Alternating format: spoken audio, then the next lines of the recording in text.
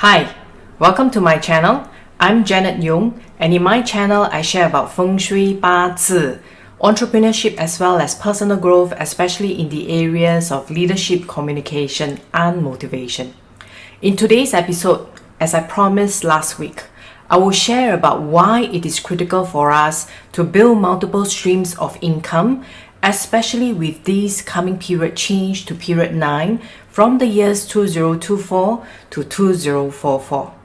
Why the energies will shift the entire industry and mindset such that it necessitates the building of multiple streams of income.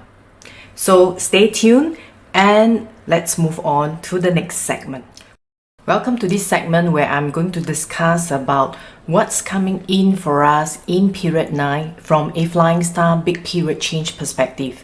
Now this change will be from 2024 to 2044. Although it is 3 years away, the energies have already kick-started since 2017, and with the COVID pandemic in the year 2020, everything has kick-start moving forward from an energy perspective towards 2024 period 9 energies. Now before we actually talk about period 9, let me just share with you what this current period 8 is all about. In terms of big energy changes of every 20 years for period 8 are from the years 2004 to 2024.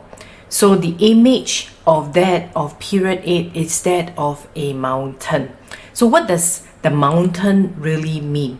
So the attributes basically we're talking about in the last 20 years, or at least till the year 2024, we are looking at from a flying star perspective where the number 8 is when we are looking at purchasing a home, whether the 8 is actually affected or in a good location on an annual flying star perspective, like I shared in my 2021 forecast series, where the number 8 wealth star and good relation star is. Now, from a direction perspective, the Ken trigram that you see here at the top represents the northeast direction in the later heaven qua. And northeast generally under 8 aspirations represents education. So in the last 20 years, the emphasis is about a stable career, having a good educational background, or ensuring the climb in our corporate growth as well as career growth. So it also represents the youngest son. Therefore, you see a lot of young men stepping up, doing well in their careers, heading up companies, heading up countries. And the element of the Ken diagram or period 8 is actually Earth. So when we talk about Earth, it's really about stability, trust, and hard work, just like the mountain. So we build long-term relationships, we build basically career in a company, and we look for stability and build trust with our clientele. However, as we are moving towards period 9, what is going to change? Now period 9 from the years 2024 to the years 2044, as can be seen in the trigram Li. You can see actually the two lines that are broken in the middle. So here we talk about some internal instability, and if you look at the fire element itself, it requires wood to continuously feed it, or even if you look at a candle, there must be wax. If you look at a torch, gas torch, you must have gas. So it's really about powering. There's no everlasting growth. So it's constantly changing, constantly recurring. So that's the difference when we look at actually 9 versus that of 8 in terms of element. Let's investigate a little bit further about the attributes of the Li Gua or the fire element. So south is the location where Li Gua is, and it represents fame and recognition. So we're looking really at a lot of people going fast, spreading in terms of their name, their reputation. That's why social media is actually becoming very popular.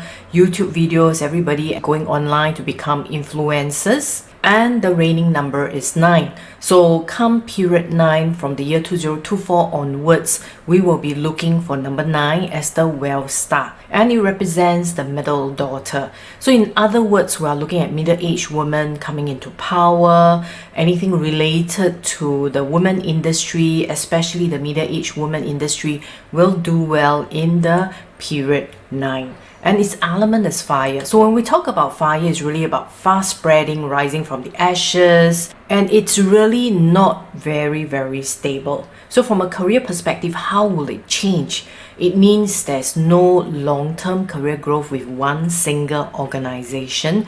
It means that we have to take charge of our own career development instead of relying on a company to do. It means basically reskilling, relearning, because nothing is permanent. So fire is non-permanence compared to earth, a mountain, where there's a lot more stability and long-term trust. So that's basically the Li Gua. So when we change from period 8 to period 9, there needs to be a certain set of mindset shifts, and this is what I will be discussing with you about on what will happen. So like I mentioned earlier on, period 8, it's about the mountain. It's about long-term stability, long-term building of trust. It's about hard work, getting where you want, mining the things that are within the mountain itself for that mineral, that diamonds, and all the precious things. However, when we move on to period 9, you will notice that everything is becoming not so permanent, not so long-term. It does not mean trust it's not important, but trust from a different perspective is important. That's why social proof is becoming important. It's not so much about brand building based on the FMCG kind of long-term brand recognition, long-term brand building, but people believe more in what others say, especially on social media or recommendations on testimonials. So that's what is crucial to realize in the period 9 itself. So if you look at what is the fire element representing, it's representing purpose. So period 6, period 7, period 8, where there is a lot more industrialization, a larger middle working force, it's really about basically managing people, leading people, earning money. But in period 9, it's really about purpose, about helping people, driven especially when we talk about sustaining the earth.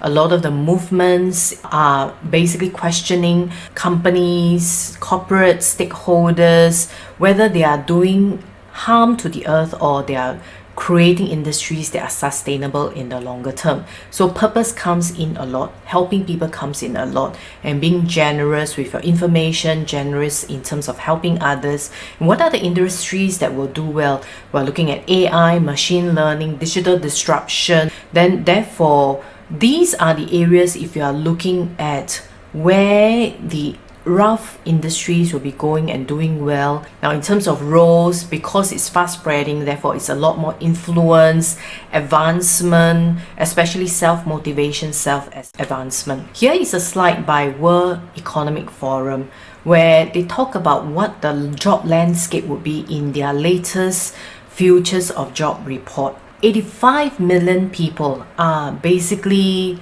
projected to be losing their jobs by the year 2025, especially in the more of the mundane roles.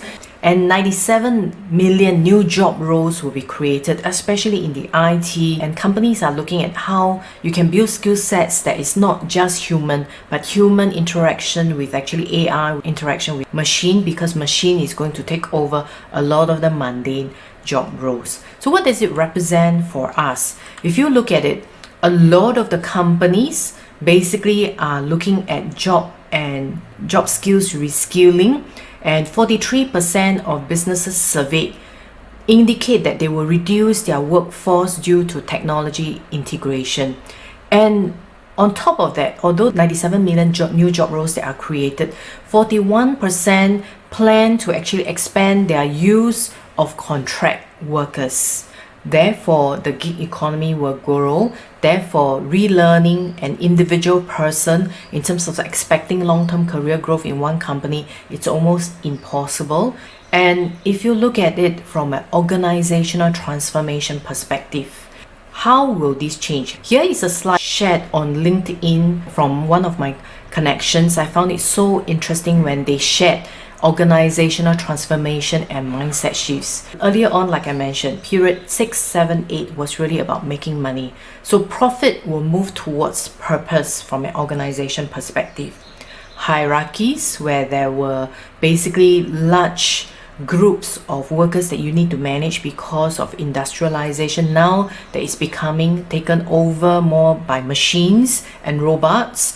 Therefore, we are looking more at networks. And if you look at it, interestingly, when you look at FIRE, like I mentioned earlier, FIRE never exists alone. FIRE is really about collaboration and working with others.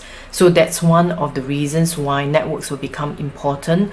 And because FIRE is really about motivation and empowering people, become more from controlling to empowering. And when we look at basically planning, previously it was really about precision planning, efficiency. It will move a lot more towards experimentation, especially in terms of design thinking, agile thinking, scrum work teams. And we are looking at transparency because FIRE lights up everything, right? Now, some of you may be thinking, wow, this is organization, but what has it got to do with me on ourselves? If we look at it, skill sets projected from World Economic Forum to be top skill sets that is related to digital and technology is there, related to innovation, creativity is there. Individually, what we're looking at is we have to shift our individual mindset. It's no longer about long-term career growth path in a single organization. Recently, I've done a lot of consults for people who are in their 20s, graduating, parents who are worried about their children, looking at what kind of courses that they should be taking in university. My key thing to them is enjoy the process, because it's about FIRE is about happiness, FIRE is about purpose.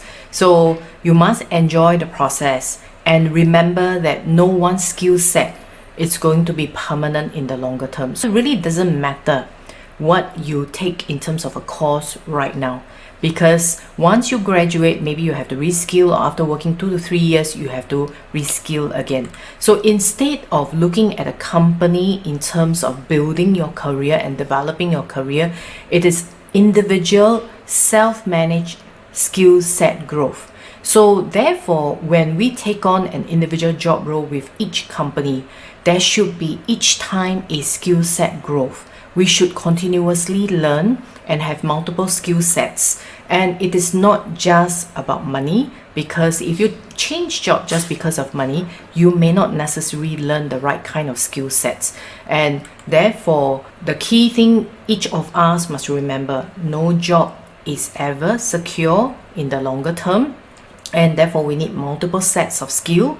And in between different jobs, we therefore need to have additional income stream.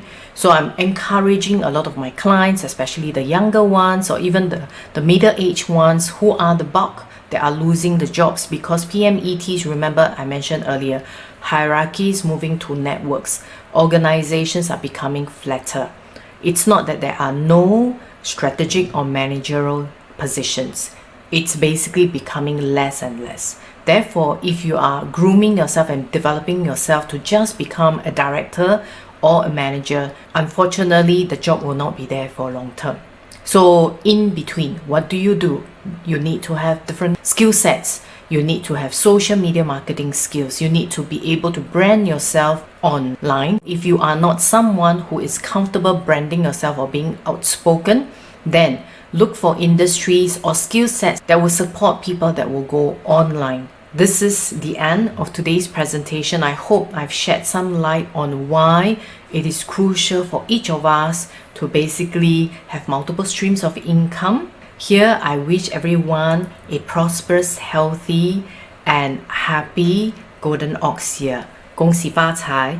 And I'll see you next week, where I will be sharing more on how can each of the individuals, based on the day element that they are born, learn new skill sets and have growth so that we can all chart towards a better future. Happy Lunar New Year, 恭喜发财, and may the year 2021 be a great year where you build foundation for a great future. See you next week. Goodbye.